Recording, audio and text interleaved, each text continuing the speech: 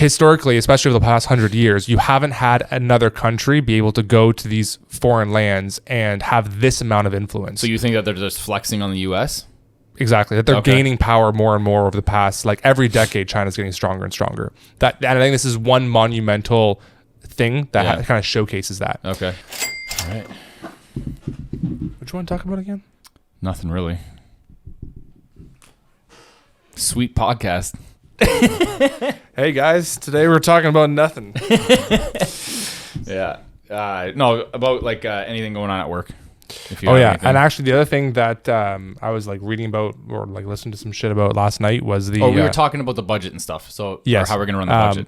Yeah, go ahead. But also about the whole concept of the like China brokering a peace deal between Iran and Saudi Arabia. Did you hear about this? And like Russia and like the BRICS thing. The Russian Chinese alliance. Yeah. And then mainly for the fact that now oil in those countries is no longer going to be based on the US dollar, that they essentially can trade without US currency, which is super interesting. Yeah, you want to play some footsies? Yeah, which is also like super interesting. I don't know if you want to talk about that at all. Sure, yeah. Like I loosely know a lot about it. I loosely know everything. Yeah. Oh man, Connor, can you please put that as a clip and just like put it in Dan's story? First of all, that should be a clip before anything I say. Yeah, I loosely know a lot about it. Yeah, I what is that thing? I know an oxymoron. I know 100. What is that thing? 50% of the time, it works every time. Yeah, yeah. From Anchorman. 50% of the time, it works every time. Yeah, that's basically the same what I just literally said. Close to what I said.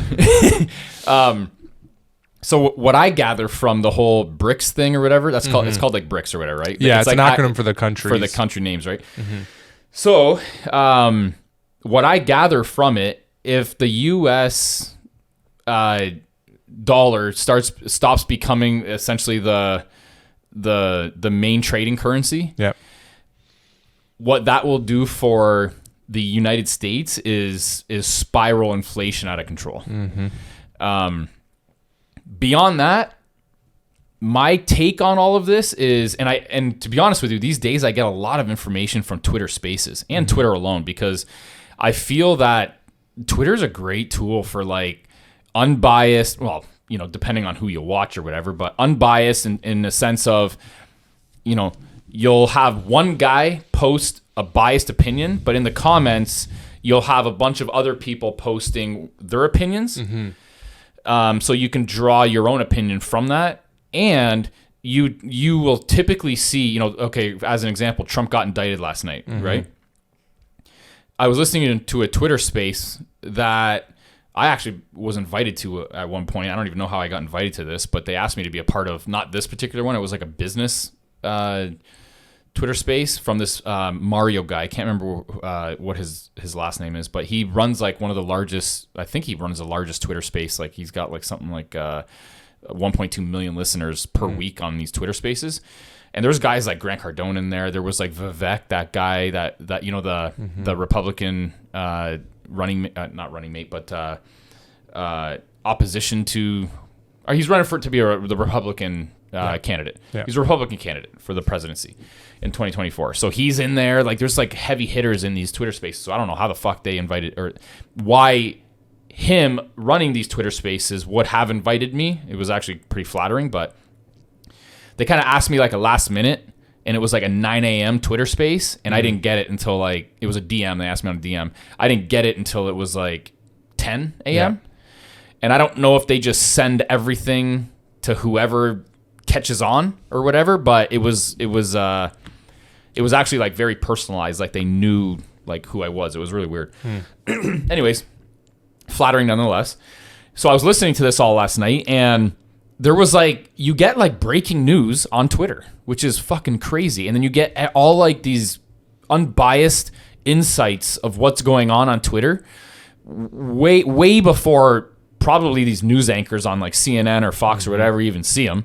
And then you don't have to really worry about all like the biases on Fox and CNN. And then the reason why you don't really have to do that or worry about that is because all of these people in these spaces, they do have biases. They are biased.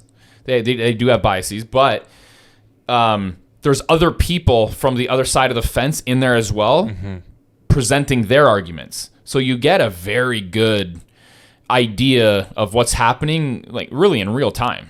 So anyways, that's my whole rant for where a lot of the information I pick up from Twitter. And some of the stuff that's going on there and this whole BRICS thing is whether or not other countries will consider what is it called? The yuan, right? The yuan? What's their currency? The yuan? Is that how you pronounce it? I think so.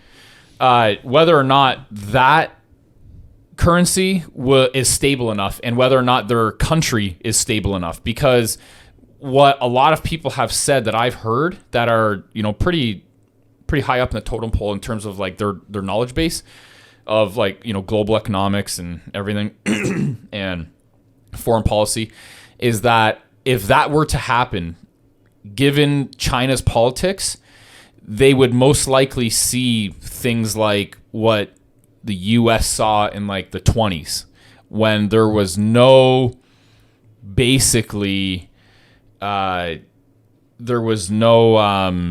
Federal Reserve, or there was no control. I don't know if the Federal Reserve is the right term. This is so over my head, but there was no regulation or at least whatever kind of regulation they need to stop, inflation or rates or whatever from spiraling out of control, where 1 week you would see it, up 10%, then the next week you would see it like down another 10%, or, over the course of a month, or like massive swings that apparently happened in the 20s, which I didn't realize. So that's the argument, is that their politics, their economy, the fact that they have basically like one centralized control, being their prime minister or president, whatever they call him over there, how he runs basically, like a dictator, or obviously there's a communist regime over there, whatever that leader of that type of party would be considered currently, whatever he would be considered currently, people are saying it's extremely unstable for people to consider their currency as the trading currency. And there would be way too it would be way too unpredictable, it would be way too unstable, and that's what they're basically saying. So anyways, that's my big fucking rant about what I've gotten from it thus far. Very high level, very, very basic knowledge base. I don't know a lot about geopolitics, and I don't know about a lot of that kind of shit. That's what I've gathered from it. I would happen to probably agree, given China's politics. I can't imagine basing them off of something like that would be a good idea. But then the other argument would be too is that you have the U.S., which is the U.S. dollar and the trading currency of the world, and they're like basically a war-hungry country, and they also manipulate things a certain way, but manipulate it arguably in a more stable way. So what's the right answer? I don't fucking know. Yeah, that's basically it. So anyways, go into your whole thing. Yeah, a couple of the things that I found really interesting from what I've read and what I heard last night was, so a couple of kind of seemingly unrelated things that when you actually look at the big picture, it becomes very interesting. So first of all, in the Middle East, you have I believe it's either Iraq or Iran, and then Saudi Arabia, you have the Sunnis and the Shiites, right? Okay. And these are two religious groups that over the past, especially 20, 30 years, had one of the strongest conflicts against these two religions than anywhere else in the world. What are the religions based off of? Like they're Muslim religions, Muslim. Okay. But they essentially, or Islam or whatever. They hate each other. Like there's some of the a lot of the actual like groups, the terrorist groups that have developed over the last 20, 30 years have developed from this conflict between these two sub-denominations. Okay. And one of the things that's really interesting is that the United States, the past 20, 30 years, has invaded all of these different countries trying to implement democracy and try to create peace, right? And obviously, they do it for a few years, they pull out, and then there's an uprising once again, and even like more issues. Like the U.S. has never been able to fix those issues in the Middle East. Okay. One thing that's really interesting right now is that just this week, the Chinese leader went into these two countries and brokered a peace deal between them.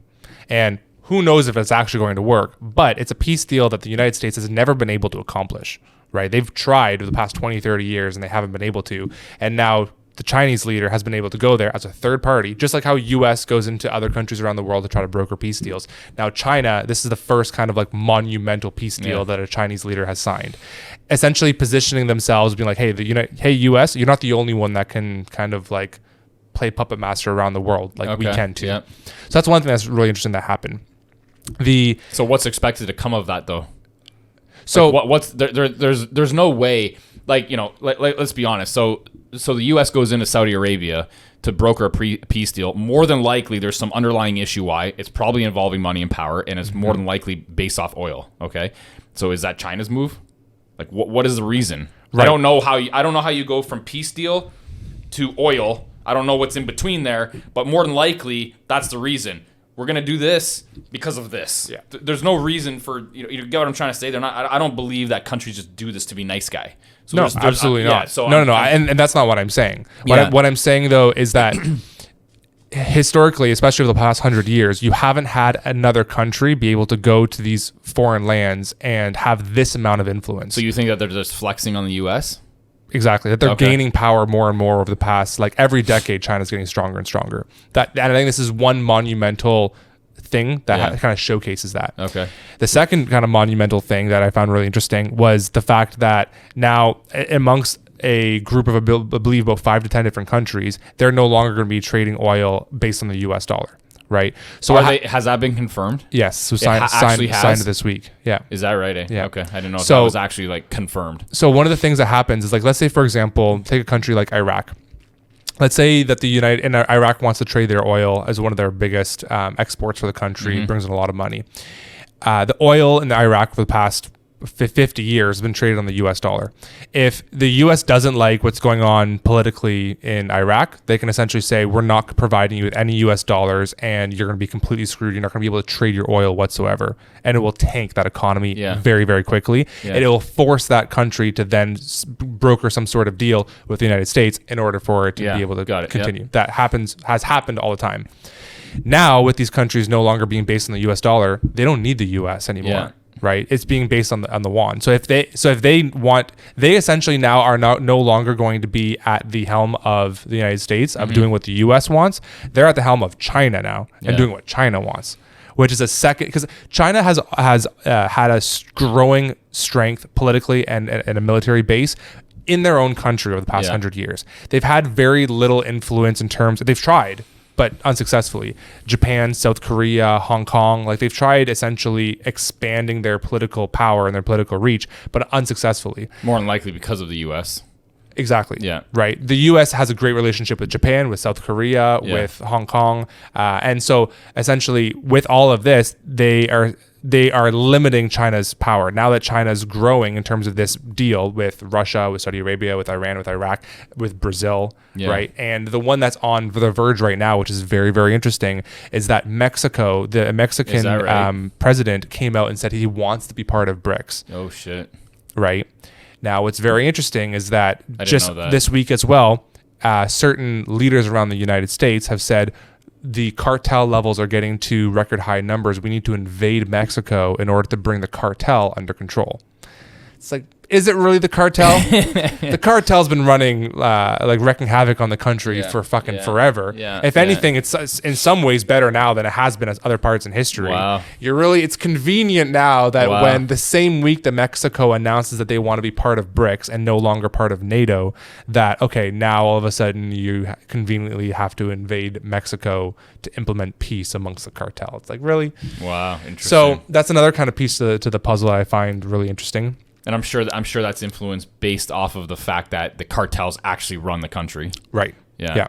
And then the third and kind of like final interesting thing amongst all of this is that the U.S. came out a week or two ago with their new budget.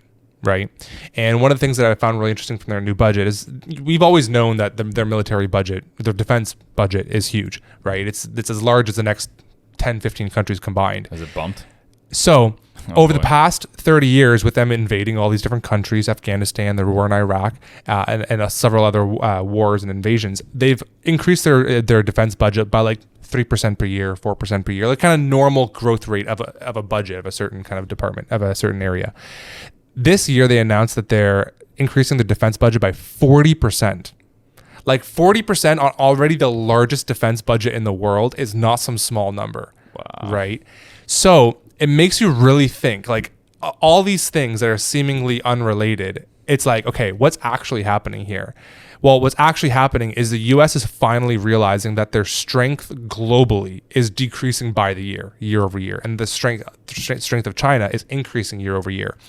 Add to it now, Samantha's conspiracy theory is that that the Chinese essentially released COVID on purpose, whether or not you want to think that or not, because what's happened in terms of inflation in all of Western developed nations, inflation has run rampant since since COVID.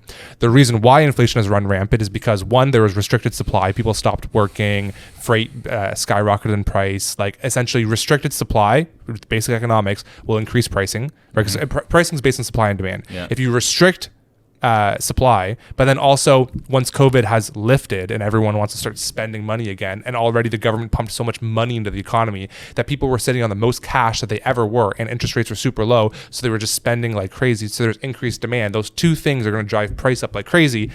You're going to have crazy high inflation. My honest opinion is that inflation was actually way higher than what the reports actually stated. That's for Canada, US, all for of the example. Trailing years. Especially the last like 2 years. Okay, yeah. two. Okay. Yeah. Like they're of course they only base inflation off bullshit stuff. Right. Like milk and bread. Like who the fuck buys that anymore? Exactly. Right.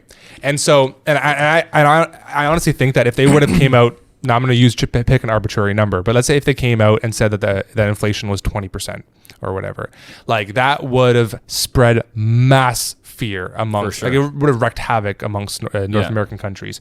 And what's interesting is, so they're like, oh, it's 7%, it's really high, we got to get it down. Like, my actual opinion is that it's way higher than what they actually were stating. Sure. Yeah. Now, and so I think that then when you look at inflation in China, they're not seeing the same inflation, even if you want to define it as hyperinflation, as we are seeing in Canada, US, Great Britain, and a lot of these other like Western countries, because they didn't have the restriction of supply during all of COVID, right? They kept fucking working. They already manufacture the majority of things that they ship out around the world.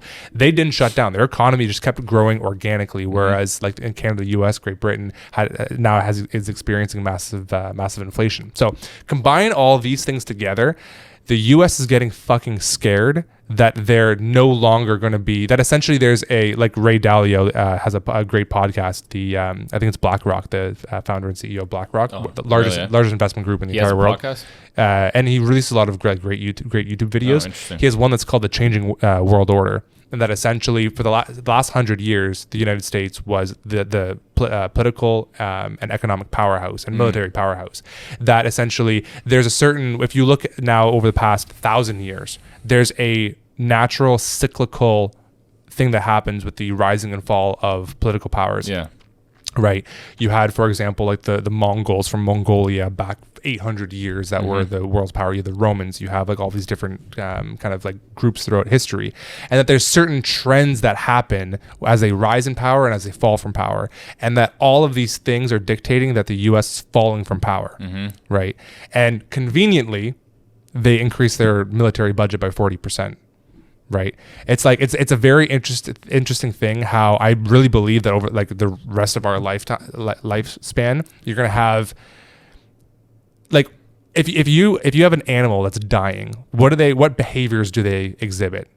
Peak aggressiveness. They don't give a fuck. They're going to claw and they're going to do anything they can in order to prevent themselves from falling.